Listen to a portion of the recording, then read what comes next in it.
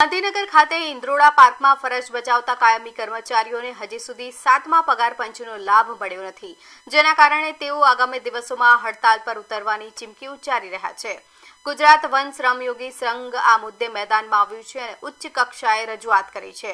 સંઘના જણાવ્યા મુજબ ઇન્દ્રોડા પાર્કના તમામ કાયમી કર્મચારીઓને 15 સપ્ટેમ્બર 2014ના ઠરાવ મુજબ કાયમી કરવામાં આવ્યા હોવા છતાં તેમને 7મા પગાર પંચનો લાભ આપવામાં આવ્યો નથી, જ્યારે રાજ્યના અન્ય તમામ રોજમદારોને આ લાભ મળી રહ્યો છે.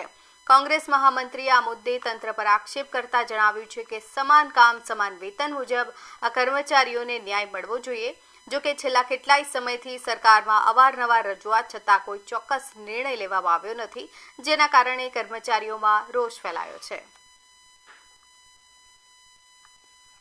ઇન્દ્રોડા પાર્કના જે કર્મચારીઓ છે તેમને 7મો પગાર પંચ મળ્યો નથી. 7મો પગાર પંચ જે 2016માં આવી ગયો હતો તે હજુ સુધી 10 વર્ષ થઈ ગયા છે, પરંતુ મળ્યો નથી. ત્યારે આપણી સાથે ઇન્દ્રોડા પાર્કના કર્મચારીઓ છે, તેમની સાથે વાતચીત કરીશું. શું છે આપણી સમસ્યા? મારું નામ જીગાજી ઠાકોર છે અને અમારે 7મા પગાર પંચની માંગ અને 7મો પગાર પંચ હજી સુધી તમને મળ્યો નથી. એમાં 7મો પગાર પંચ હમણાં હાઈકોર્ટવાળા ચુકાદો આપેલો છે, તેમ છતાં હજુ મળ્યું નથી. કારણ કંઈ તમને દર્શાવવામાં આવ્યું છે કે 2 વર્ષ થઈ ગયા હજુ સુધી?